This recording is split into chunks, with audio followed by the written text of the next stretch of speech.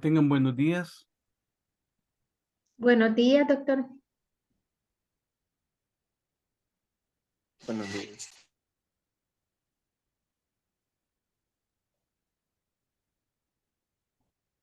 Vamos a comenzar. Vamos a hablar ahora de movimientos anormales y algunos otros movimientos asociados. Eh,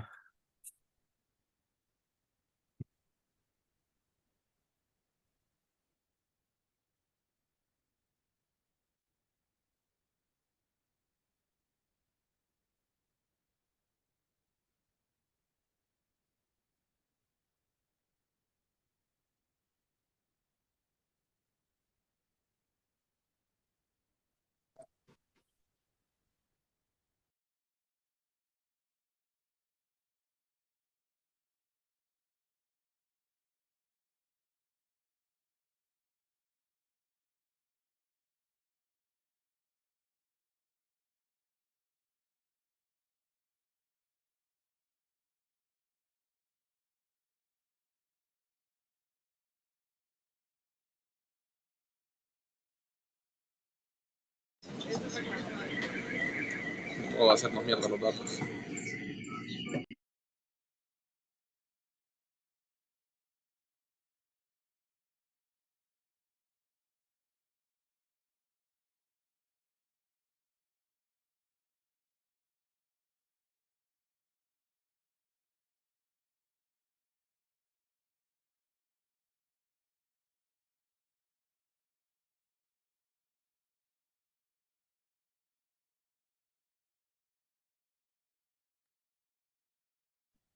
bueno, vamos a comenzar. Un movimiento es anormal. Es cuando es de características rítmicas. Tiene que tener ritmo, o sea, tiene que tener una secuencia de movimientos en donde el movimiento tiene las mismas características en un tiempo con el subsiguiente, ¿verdad? Tiene la misma frecuencia, la misma intensidad, la misma energía, el mismo desplazamiento, la misma orientación, o por lo menos de manera visualmente similar. Entonces, eso se llama temblor. Por lo tanto, un movimiento rítmico de 4 o 5 ciclos es de acción, o sea, cuando ejecuto un movimiento sin intención y el reposo se conoce como, ¿cuál creen ustedes que debería ser la definición de lo que acabo de decir? ¿Es una distonía? ¿Es una tetosis? ¿Es una corea? ¿Es un temblor fisiológico exagerado? ¿Es un tics? ¿O ninguna de las anteriores? ¿Pueden contestarme, por favor?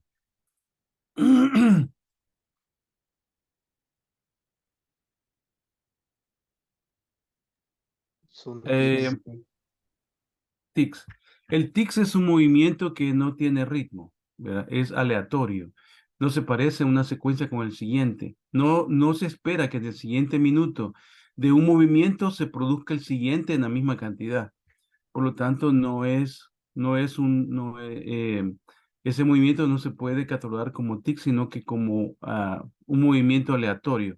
El movimiento rítmico de 5 ciclos, es decir, que se repite la misma secuencia de movimientos en el tiempo, se conoce como temblor. No está ahí en ninguna de esas opciones. No es una distonía, ya vamos a ver por qué no es distonía, ni atetosis, ni corea, eso lo vamos a ver en este momento. El temblor fisiológico exagerado es cuando tiene un exceso de movimiento que normalmente tenemos alrededor de los 13 a 15 ciclos por segundo cuando se hace una acción. El que es de 4 o 5 ciclos es característico de enfermedad de Parkinson. Muy bien, los tipos de movimientos anormales y vamos a ver algunas aproximaciones. Ahora vamos a ver lo que es un temblor, que es la pregunta de la primera pregunta que vimos ahí. Un temblor es un movimiento anormal que se produce. De las 8 no tomamos nada. No. Vaya, quite la manita de... Un temblor se caracteriza porque la secuencia de movimientos en un segundo se parece al siguiente. Este paciente tiene, por ejemplo, un movimiento de 4 a 5 ciclos por segundo, ¿verdad? Es de acción, o sea, la postura de la mano tiene una actividad no intencionada. No está tratando de coger algo, no está tratando de llegar a un punto específico, simplemente tiene la mano elevada. Eso es acción. Si ponemos esa mano contra la gravedad, será temblor postural. Si lo hace sin tener en cuenta la gravedad, como esa posición que tiene él ahí, que está inclinada hacia él, es un temblor de acción. Aquí tenemos un temblor de reposo y aquí tenemos un temblor de acción. Si vemos las frecuencias, se parecen entre ellas y anda alrededor de 6 ciclos.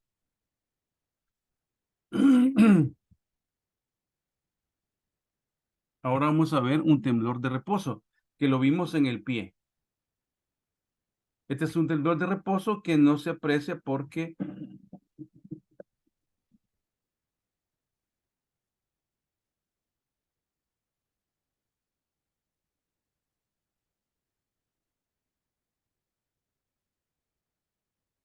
se llama de reposo porque el paciente no está haciendo ningún movimiento. O sea, el paciente está descansando, digamos. Y entonces se logra observar que a pesar de que está descansando y no está haciendo ningún movimiento, los músculos se mueven espontáneamente y lo puedo detectar con un sensor, con este osciloscopio, donde veo que las unidades motoras se están moviendo 4 o 5 ciclos por Doctor, segundo. disculpe, Dale, dale. no se ve el video. ¿No ven el video? Ándale, espérame.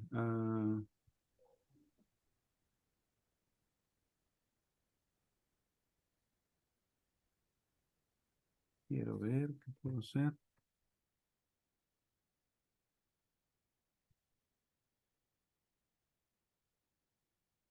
Voy a regresar.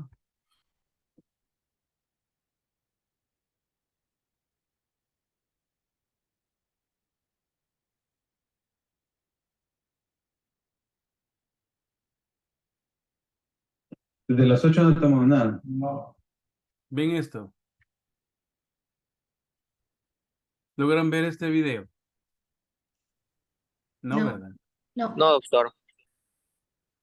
Ujú.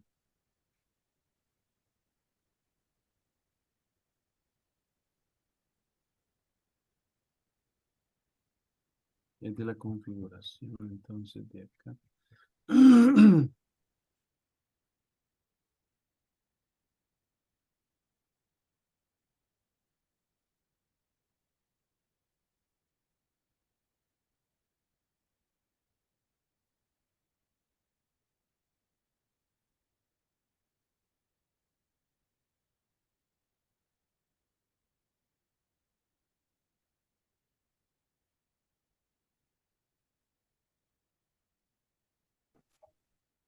¿Y ahora?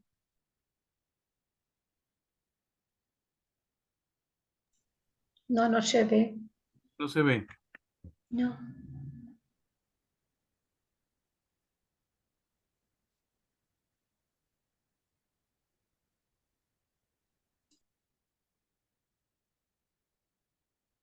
Mi pantalla sí la ven. ¿Ven en la Sí, presentación? ¿Sí la pueden sí, ver? la presentación sí se ve. Ujú. El video, el que no pueden ver, ¿verdad? Ah, ya entiendo. Entonces es... Un momento.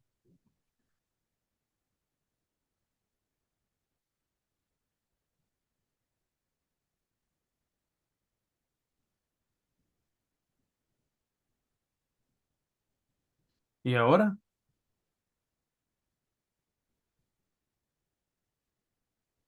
Ahora sí. Ahora Si sí. quiero, no. Bueno, entonces estaba diciendo que en este paciente, ¿Por qué? en este paciente tiene aquí un temblor. Este es un temblor, ¿ve? No es tics. El tics no tiene esta ritmicidad, no tiene esta predictibilidad de movimientos de un segundo al siguiente. Los tics son aleatorios, son de diferente amplitud, de diferente característica. Pueden ser inclusive fónicos, pueden ser mioclónicos, rápidos. En cambio, esto tiene una frecuencia de 4, 5 hasta 6 ciclos. Esta mano que está posicionada en este brazo derecho, donde no está haciendo un acto específico, se llama de acción. Si él tuviese la mano estirada contra la gravedad, se llama posición. El que tiene la pierna es de reposo, porque esa está descansando sobre una superficie y no está tratando de moverla. El que tiene abajo es de reposo. ¿Les quedó claro esto? El ritmo y la presencia de movimientos anormales que se parecen a secuencia, de una secuencia a otra en el tiempo, se llama temblor, ¿verdad? Eso es lo que quiero explicar. No sé si ahora quedó claro al ver el video.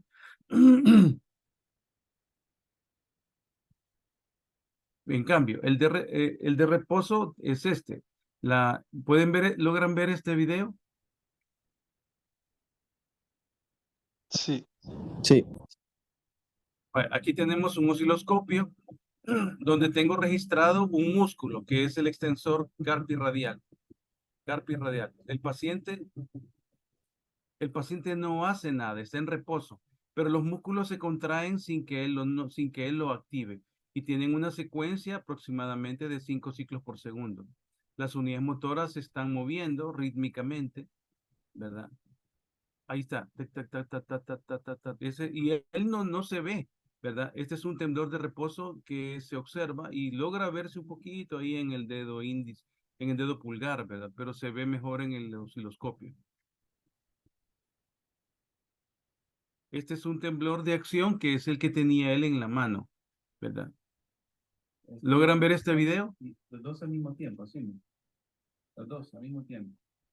Ahora está haciendo un temblor de postura, que lo está sosteniendo, perdón, contra la gravedad. Y tiene la misma secuencia, ¿verdad? Ahora está tratando de hacer un movimiento simultáneo y se observa de que está lento, ¿verdad? Esta es una bradicinesia. Hipocinesia es lo que está haciendo con el dedo, que el tamaño de los movimientos son bien pequeños, ¿verdad? Los dos manos están comprometidas, pero obviamente más a la izquierda. Este es un temblor postural, ¿verdad? Y hay una lentitud, ¿verdad? Y hay también signos de rigidez.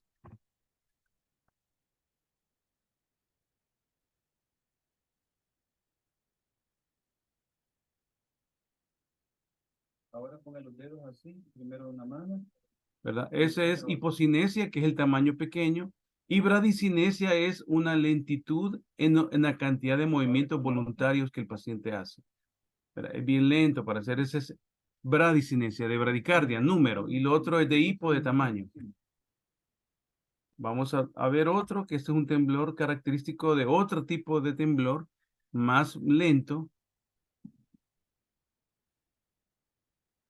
¿Verdad? Este tiene menos, entre 3 a 4 ciclos.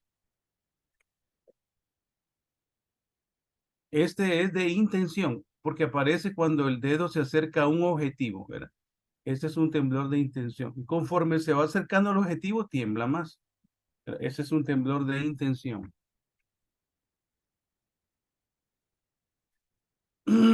Este es el círculo, el espiral de Arquímedes, y se observa que tiene una cantidad de movimientos lentos. Este paciente tiene un DBS, un estimulador cerebral profundo en el núcleo pedúnculo pontino, lo cual le reduce el tamaño de la oscilación, ¿verdad? O sea que ahí se origina el temblor en el caso de este paciente. El núcleo pedúnculo pontino es un núcleo pontino, ¿verdad? Pero tiene un relevo importante con eferente con respecto al núcleo dentado. Entonces, cuando se pone el DBS ahí, a pesar de que es un núcleo muy pequeño, entonces tiene un impacto sobre el temblor. Ahí estaban las dos hojas, ¿verdad? Donde puede verse cómo es cuando el DBS está apagado, ¿ven?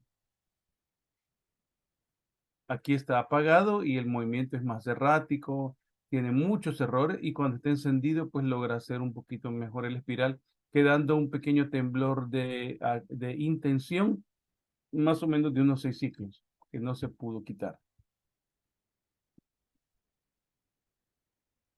Muy bien, la frecuencia del temblor nos dice la localización. Entonces, la pregunta anterior era cómo podemos distinguir los temblores. Los que se originan rítmicamente entre 2.5 a 4 ciclos generalmente son cerebelares, ¿verdad? Los pacientes se asocian con ataxia también y tienen otros trastornos del tallo cerebral, como por ejemplo la Corea de Huntington, por ejemplo, además de que es un movimiento lento y arrítmico y puede tener también frecuencias bajas, también tiene compromiso de la mirada, que son lentos también.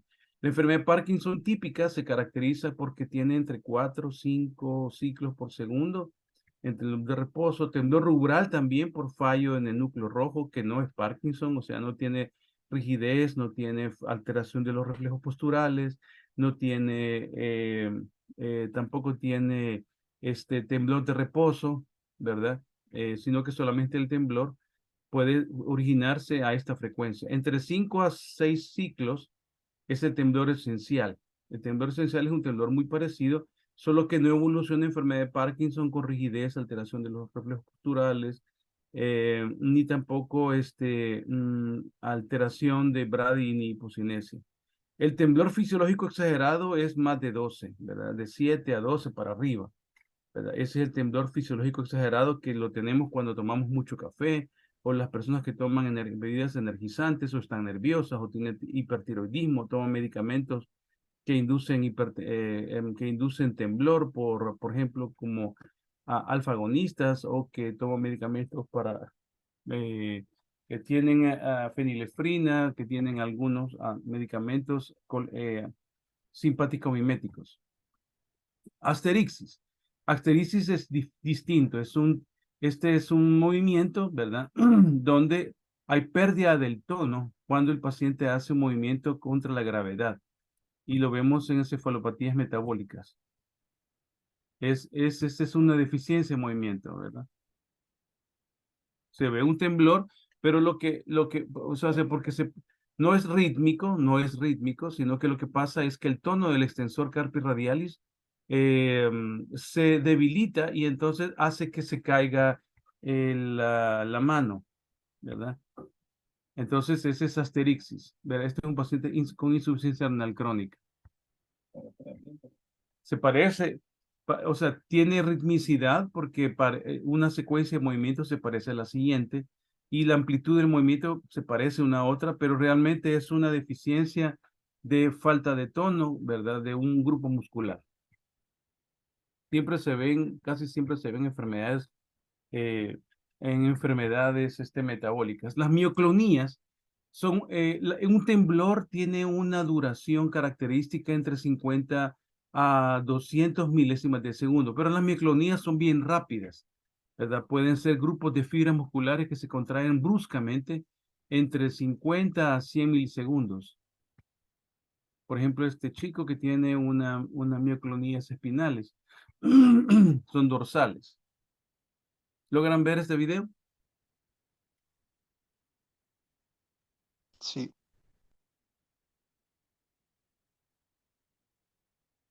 Es un movimiento que desplaza la escápula. Aquí ocurre otro, son aleatorios, ¿ve? No tienen ritmo, no podemos predecir a dónde se va a presentar. Aquí acaba de tener uno en los glúteos, tiene otro en los flexores y extensores del carpo, más que todo en la región flexora. Y en el video no se ve, pero también tiene en los músculos de la corva, o sea, los músculos isquiotibiales.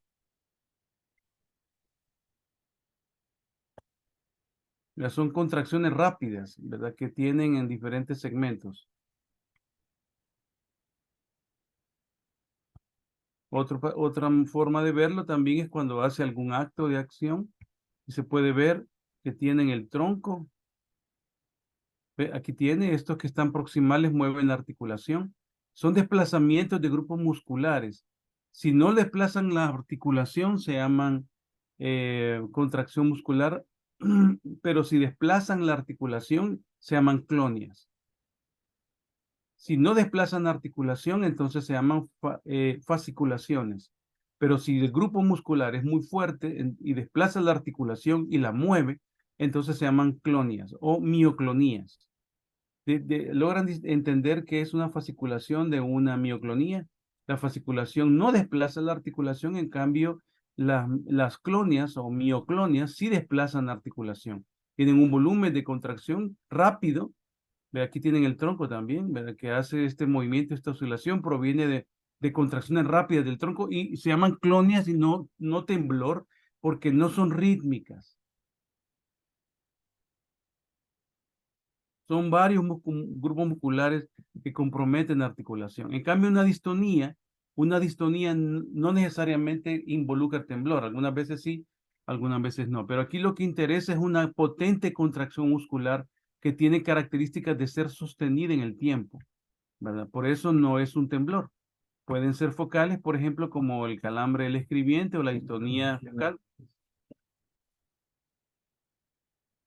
Escribiendo a la izquierda. Estamos 4 de julio.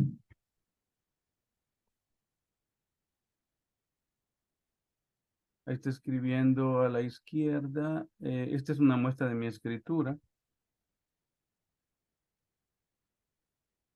Pero cuando toma lo mismo con la mano derecha, vean lo que pasa. Aquí comienza a contraerse el flexor largo del pulgar. Y entonces se va contrayendo cada vez más con los demás flexores de los dedos, flexor digitorum communis, flexor digitorum sublimis, que hace que se vayan contrayendo la mano, ¿verdad? Y vaya tomando esta postura anómala relacionada con la postura y no puede agarrar muy bien el lápiz. Aquí no hay temblor, no hay un movimiento que se replique en el tiempo, sino que son contracciones desorganizadas de músculos, perdón, de músculos agonistas. Entonces eso puede ser focal, como el brazo.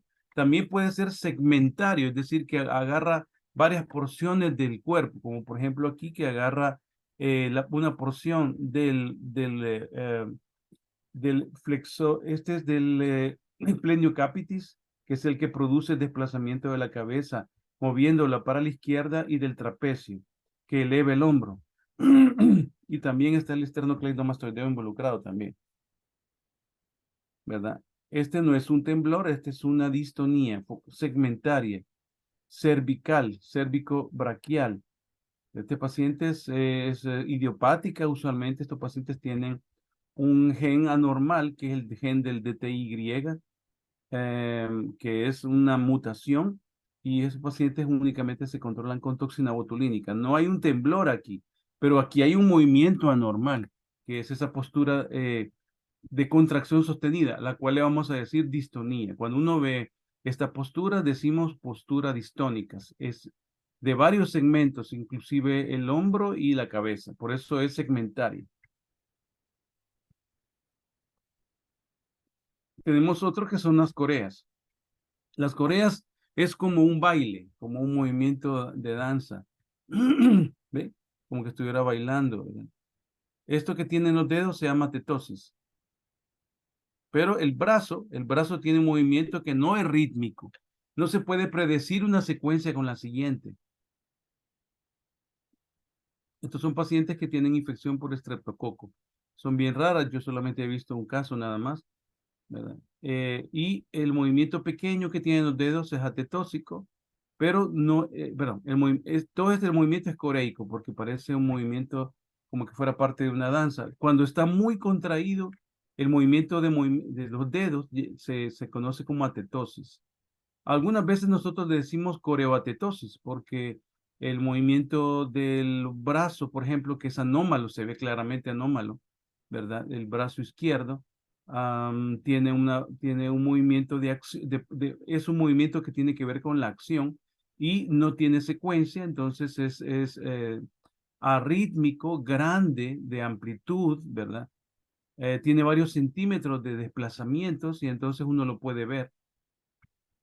Y este es un movimiento coreico, ¿verdad?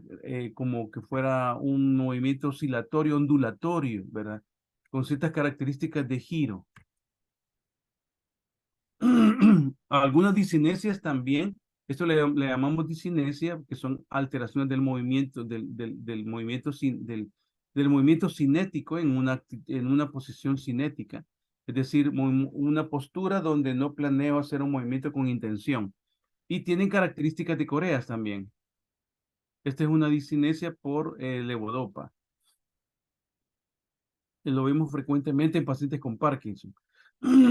Este es un movimiento coreico de la cabeza, ¿verdad? Le llamamos discinesia y no corea del todo, porque aquí hay un movimiento el brazo izquierdo tiene una distonía, el brazo, la parte de los dedos, tiene un movimiento también coreico de los dedos de la mano izquierda, ¿verdad? La postura que tiene del cuerpo es una distonía que se llama postura de Pisa, pero una postura distónica de flexión del tronco hacia la izquierda. Entonces, ya ven que no solamente es el propio Corea, sino que también tiene distonía. Esto lo vemos en pacientes que tienen medicaciones excesivas de levodopa o pacientes con Parkinson ya evolucionados también puede producir esta discinesia que tiene corea, tiene atetosis y tiene distonía junta en el mismo paciente. Vamos a ver una propia atetosis. Esto lo vemos en pacientes con algunas anormalidades, sobre todo PSP. Involuntary random asynchronous. Este es del doctor Jankovic. Vean los dedos, son bien contraídos, ¿verdad? Como que estuviera tocando piano. Esta es una atetosis. Son movimientos pequeños, ¿verdad? Arrítmicos, importante, arrítmicos, no se parece un movimiento al siguiente, ¿verdad? Y son movimientos individualizados de grupos musculares pequeños, contrayéndose arrítmicamente, pero de manera continua. La paciente está hablando, no está poniendo atención, es una cosa importante de los temblores orgánicos, es que los pacientes, a pesar de que les pide uno que haga algo con intención, como contar una historia, o hablar frente a nosotros, o hacer actos cognitivos complejos, los movimientos no cambian su frecuencia y son sólidos en el tiempo. Esto se llama consistencia. Los movimientos funcionales, que son histéricos, no tienen estas características. Los pacientes, cuando pierden la concentración, dejan de moverse. Vamos a ver otra forma de atetosis en los pies también, en esta misma paciente. Este es por cortesía del doctor Joseph Jankovic de la revista, de la revista en línea que se llama Medlink. Este es una atetosis como que estuviera tocando el piano con los dedos.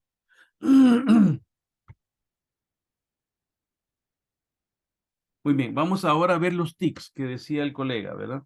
Los tics son movimientos estereotipados, es decir, que se parece una secuencia de movimientos, pero no, no por segundo, sino por minutos y por horas. Es repetitivo, es arrítmico, no se parece una secuencia a la siguiente, es involuntario, ¿verdad? Tiene un control parcial de la voluntad durante unos 2 minutos, pero después ya no puede contraerlo, ¿verdad? Y a veces es repetitivo y afecta la calidad de vida. Vamos a ver uno de estos.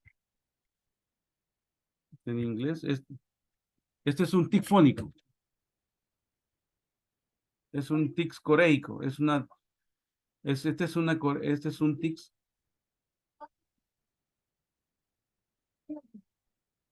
Tiene tic fónicos, tiene coprolalia también, ¿verdad?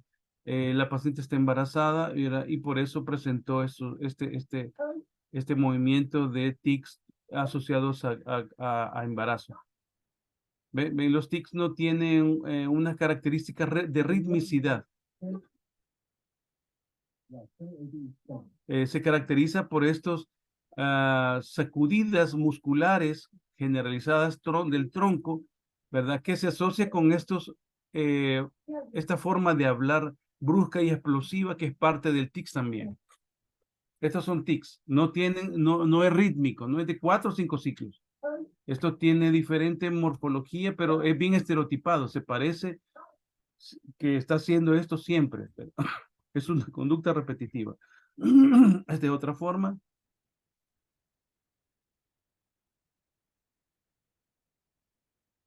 Could you put your arms in front of you, hold them up?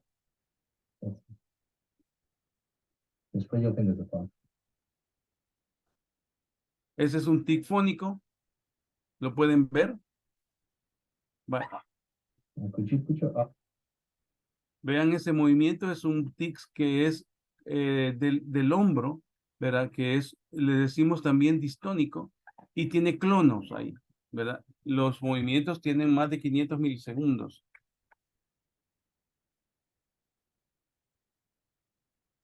No son Put your rítmicos, arms in ¿verdad? front of you or the Son parcialmente controlados por la voluntad, ¿verdad? mechanism. Estos son pacientes que tienen Gilles de la Tourette. Gilles de la Tourette se caracteriza por tener estos tics, ¿verdad? Y se acompaña con otras aberraciones del comportamiento.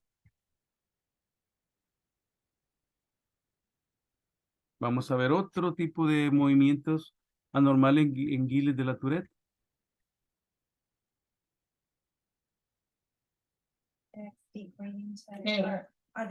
Este es un tic fónico, ¿verdad?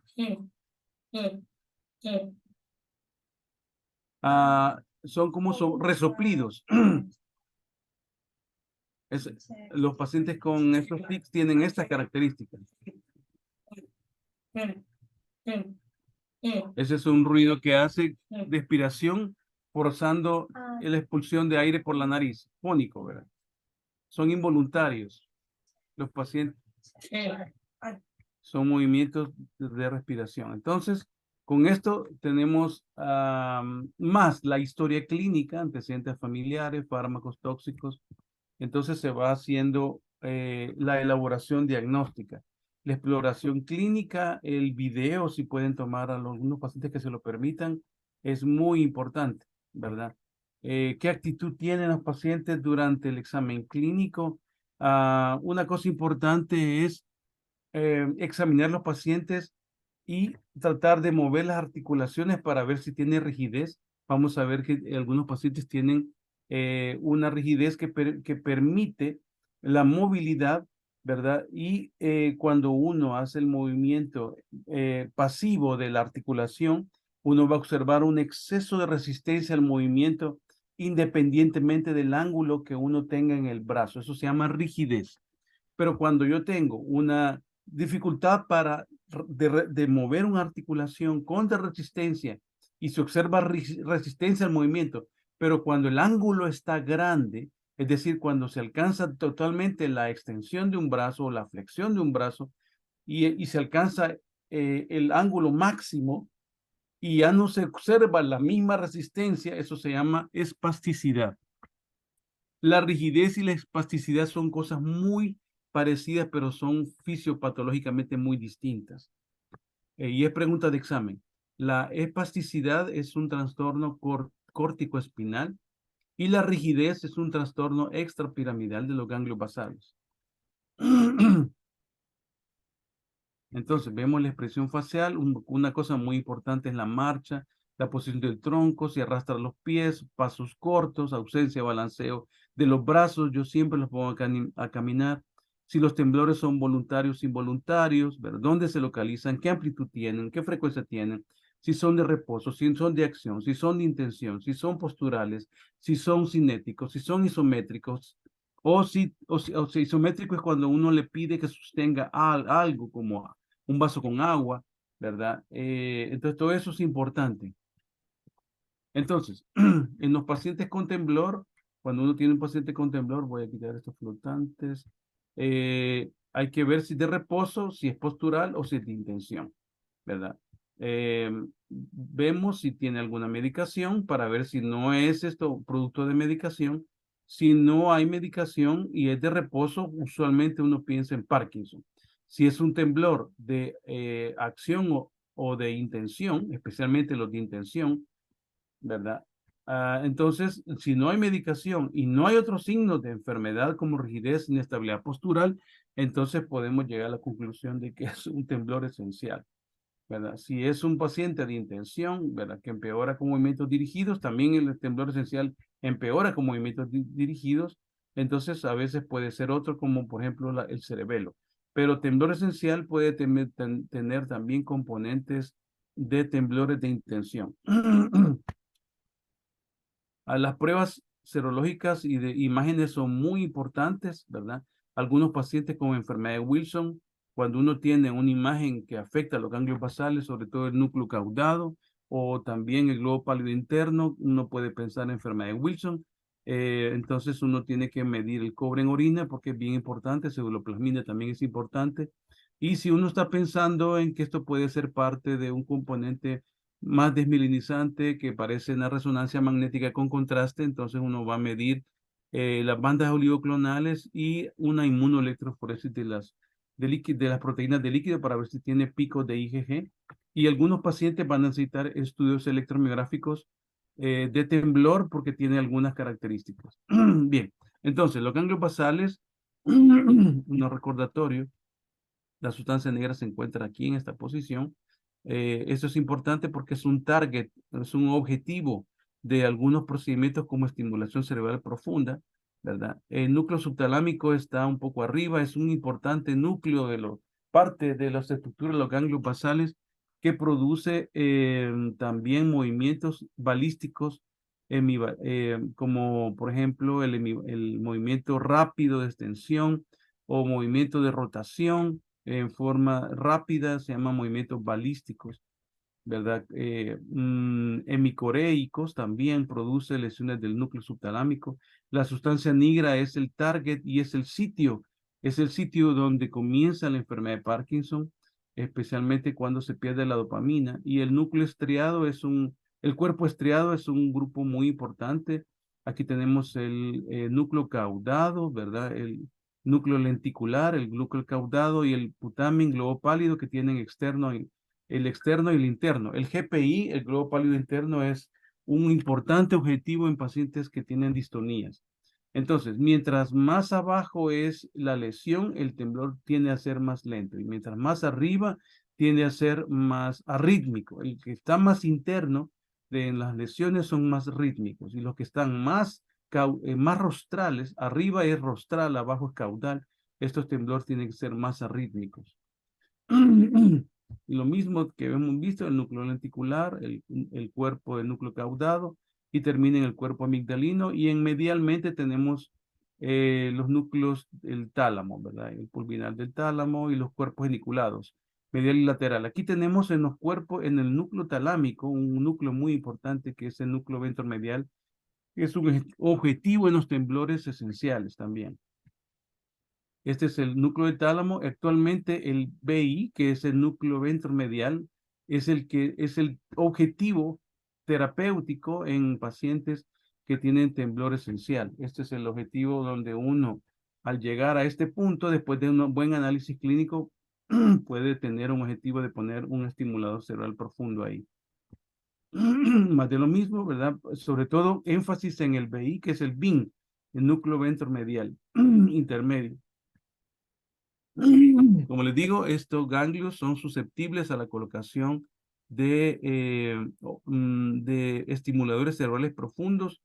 Aquí, por ejemplo, en esta localización se puede acceder hasta el núcleo subtalámico, ¿verdad? Ubicado en esta localización usando un marco del Excel, ¿verdad? Se puede llegar hasta este sitio. También se puede llegar también al BIM, que es el núcleo ventro intermedio medial, que son dos objetivos importantes en pacientes y también GPI, también globo pálido interno para enfermedades de movimiento, el subtalámico para Parkinson y el GPI para Parkinson y para distonías, y el BIM, que es para temblor esencial. Bueno, aquí tenemos algunas cosas. Este es la sustancia negra pars compacta. Y aquí tenemos el estriado, ¿verdad? Está comunicado de manera, este es dopaminérgico, ¿verdad? Y tiene una acción dopaminérgica modulatoria sobre el estriado. El estriado tenemos receptores D1 y receptores D2. El receptor D1, ¿verdad? Juntamente con su control de vía directa, inhibitorio sobre la sustancia negra, se llama vía directa. Este circuito nigroestriatal está gobernado básicamente por la modulación de dopamina y está relacionado con temblor de reposo, Pregunta de examen, temblor de reposo. En cambio, el circuito que tiene comunicación a través de los receptores D2, este tiene una vía más larga, ¿verdad? De una serie de núcleos grises y se llama vía indirecta. El D2 también tiene su control inhibitorio mediado por GABA sobre el globo pálido externo, que controla a su vez inhibitoriamente a través de GABA al núcleo subtalámico. Este núcleo debe estar básicamente apagado, no debe estar encendido. Los temblores del núcleo subtalámico generalmente producen también movimientos anormales y producen muchos de los cuadros clínicos de los pacientes con Parkinson, sobre todo temblor, rigidez, inestabilidad postural. Y es un objetivo terapéutico en Parkinson. El circuito del globo pálido, del circuito de la vía directa, es el inicio de la enfermedad de Parkinson, pero para tratamiento nosotros utilizamos los targets o los objetivos de la vía indirecta. El núcleo subtalámico es uno de los objetivos terapéuticos en enfermedad de Parkinson y es un núcleo característicamente debe estar inhibido, pero cuando está alterado porque la dopamina está deficiente en la vía directa, entonces la vía indirecta produce un descontrol desinhibitorio sobre el núcleo subtalámico. Y si el núcleo subtalámico está afectado, también se afecta el globo pálido interno. Y esta es la sustancia nigra parreticulata, que no es tan importante en este momento, por lo menos hasta este día, para objetivos terapéuticos. En estos dos grupos nucleares, más el tálamo, están los objetivos del tratamiento con estimulador cerebral profundo y también de la corteza. Entonces, cuando esto está controlado a través del núcleo subtalámico que ejerce una inhibición sobre el globo pálido interno, entonces el globo pálido interno tiene un control inhibitorio sobre otros núcleos, núcleo pedunculpontino y este sobre el tallo, y este es gabérgico sobre el tálamo, y el tálamo también tiene un control modulatorio mediado por glutamato hacia la corteza.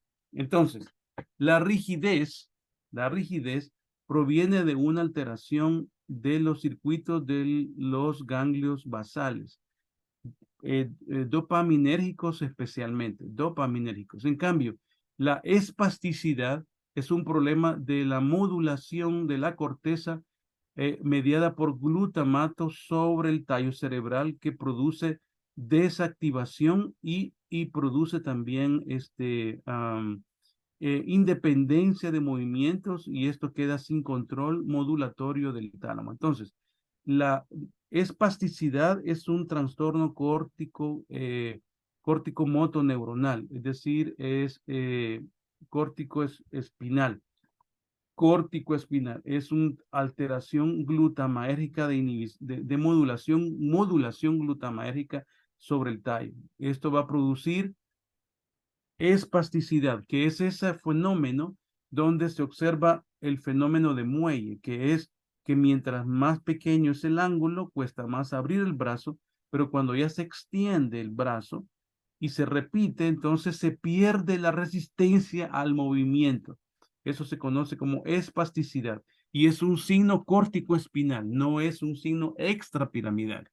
En cambio, en los pacientes que tienen resistencia al movimiento, tanto en flexión como extensión, eso es extrapiramidal y proviene de los ganglios basales, donde el principal protagonista son la dopamina. Esta es pregunta de examen. Bien, vamos a ver algunos ejemplos de alteraciones del núcleo subtalámico.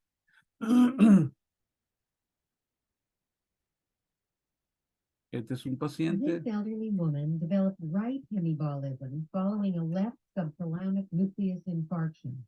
Este es un infarto del núcleo subtalámico que produce un hemibalismo, ¿verdad? Además, la paciente, si uno lo observa con atención, va a tener un movimiento coreico también, ¿verdad?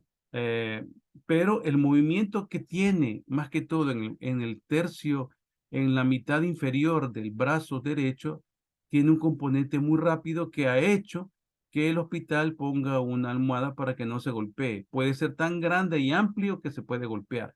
Este componente rápido, como que fuera una bala, que hace que el paciente se cuide del golpe, ese componente bien característico del hemibalismo, característico de la lesión o el infarto del núcleo subtalámico. ¿Ve? Es el brazo. Miren, el brazo derecho tiene esa característica. She shows marked improvement with tetrabenazine, a dopamine depleting drug. Ujú.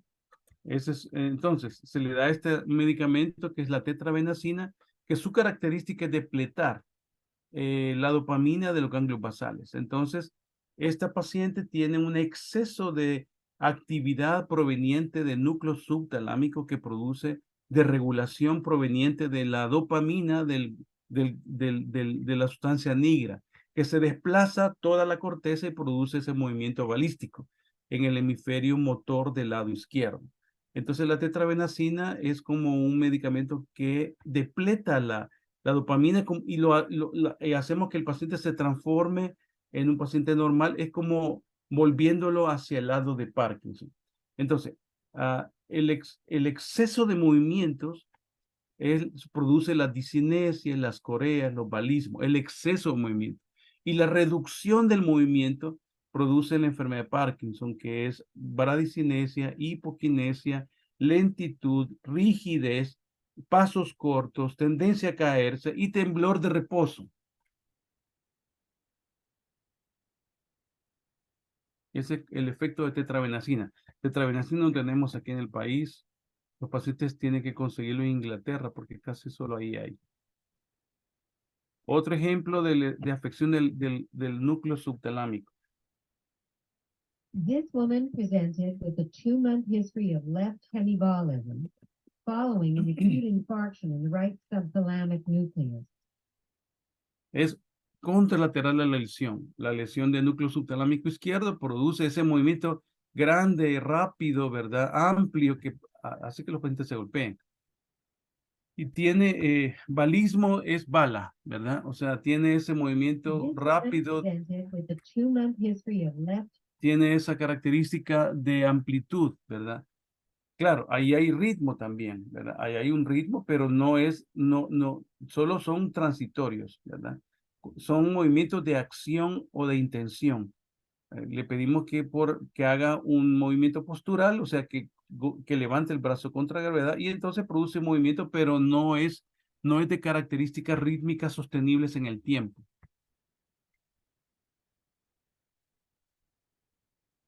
Vamos a ver otro ejemplo también de lesiones en esta vecindad del núcleo subtalámico. Este es un paciente que me tocó ver, ¿verdad? Tiene ese movimiento rotatorio, no llega a ser balístico, pero tiene un componente de movimiento de tipo de danza coreico, de rotación interna, ¿verdad? Y se debe a una lesión de un infarto en el núcleo subtalámico del lado derecho. Esa es una corea, ¿verdad? Es un movimiento coreico y a veces tiene componentes de movimientos distónicos aquí en el dedo, ¿verdad? Este movimiento que está aquí, donde se ve la extensión del carpo y flexión del carpo, donde hay un movimiento individualizado de dedos, es un movimiento tetósico también ahí con un prometido. Este es compromiso del BIN, ¿verdad? En pacientes que tienen temblor esencial. Este DBS está localizado en el núcleo ventromedial del grupo anterior, ventro intermedio medial. Ya no tiene temblor, ¿verdad? Puede hacer movimientos.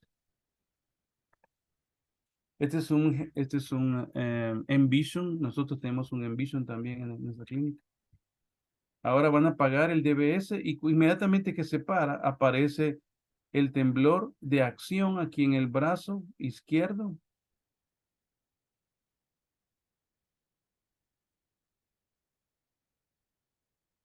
Y los temblores, brazo derecho es. Y aparece este temblor de intención, ¿verdad? Se pudiera golpear los dientes. Y va a aparecer este temblor del circuito de Arquímedes, ¿verdad? Se puede hacer desde la periferia al centro o al revés y aparece este temblor típico de 6-7 ciclos. Es el núcleo ventrointermedio, es el que participa en este temblor. Es una desregulación de ese circuito de músculos agonistas con antagonistas. Y tiene una frecuencia de 6-7 ciclos. Una vez se enciende el DBS, ese temblor va a desaparecer. Este paciente, la característica del temblor esencial es que no tiene bradicinesia, no tiene rigidez, no tiene hipocinesia, ¿verdad? No tiene alteración de reflejos posturales, no afecta los movimientos oculomotores, no afecta la deglución, no afecta la marcha, ¿verdad? Es básicamente un temblor localizado, característico de los temblores esenciales.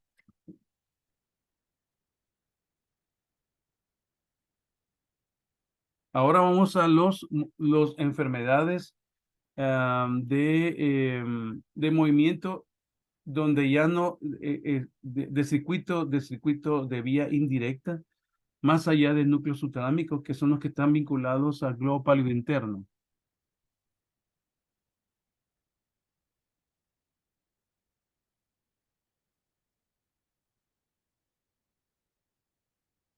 Este es un paciente que tiene síndrome de una disinencia que se caracteriza por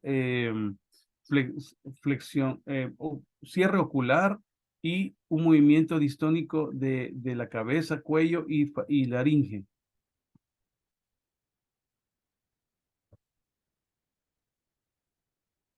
Cuando trata de hacer algún tipo de diálogo. Eso se llama síndrome de Mage, ¿verdad? Porque tiene distonías, blefaroespasmo, distonía laringea y extensión de cabeza y por distonía cervical, ¿verdad? Son episódicos, ¿verdad? Es una enfermedad idiopática. No tiene otra alteración, solamente básicamente es cráneo-facial. Cuando se le pone un estimulador transcranial repetitivo a 25 hercios, el paciente mejora, ¿verdad? Y desaparece. Todavía le queda un poquito todavía de movimientos craneofaciales, ¿verdad? Del ojo, pero ya puede hablar, ya puede trabajar, ¿verdad? Esto es el efecto que duró 10 años todavía después del tratamiento.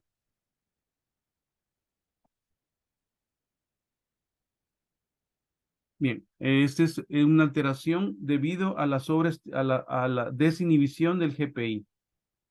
5.1A. Creo que este es el paciente. Ya vimos. 1B. Este es otro paciente. Por esto. Este es otro paciente que tiene también un trastorno del globo pálido interno.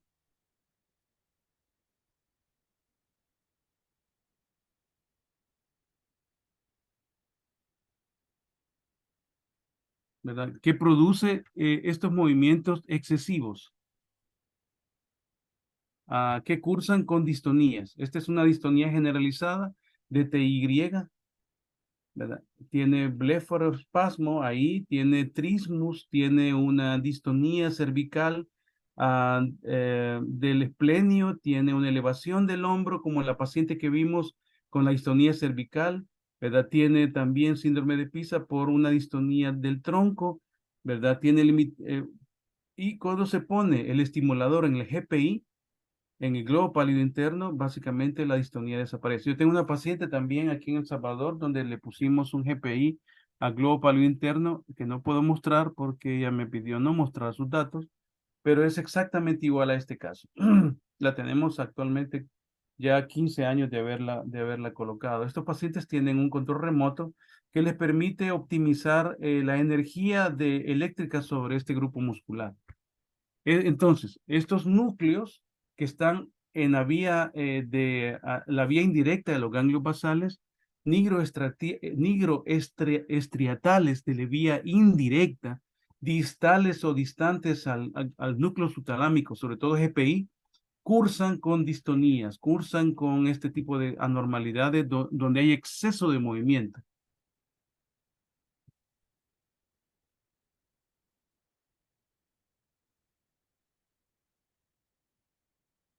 Este es tenía otro video aquí, pero no lo tengo. Y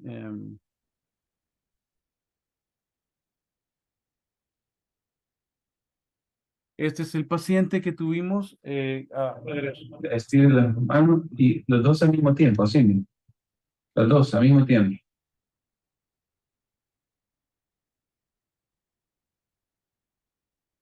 Es el paciente que vimos, ¿verdad? Que tenía temblor este es un temblor de acción, ¿verdad? Ya vimos que tiene un temblor de acción ahí, un temblor de reposo, temblor de... y tiene una rigidez Muy bien. que Ahora, es hemicorporal Vamos a caminar. del lado derecho, Camine para allá. ¿verdad? Y hace que tenga esta espasticidad, rigidez, perdón, esta rigidez. No es espasticidad, es rigidez. Fue confundida con Ahora un tiempo con espasticidad, pero le daban medicamentos para la espasticidad, como Sirdalud o ciclobenzaprina, ¿verdad? Pero no, eso no es. Es una rigidez. Muy bien. Entonces lo llevamos a planeación para la colocación de un estimulador cerebral profundo, ¿verdad?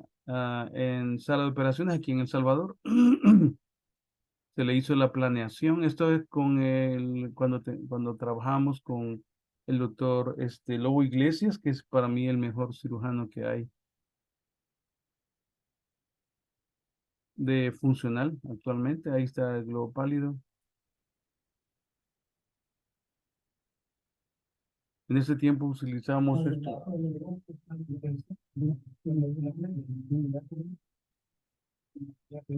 Aprende esta mano, aprende la mano izquierda. Aprende la mano izquierda. El paciente está consciente en sala de operación.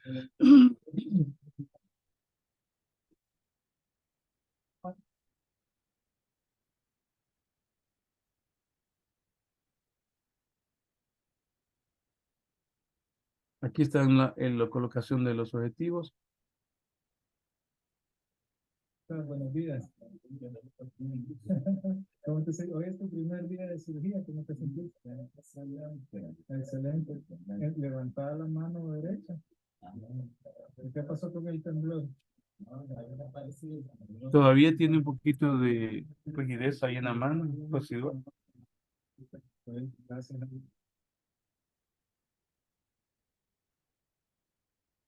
Pero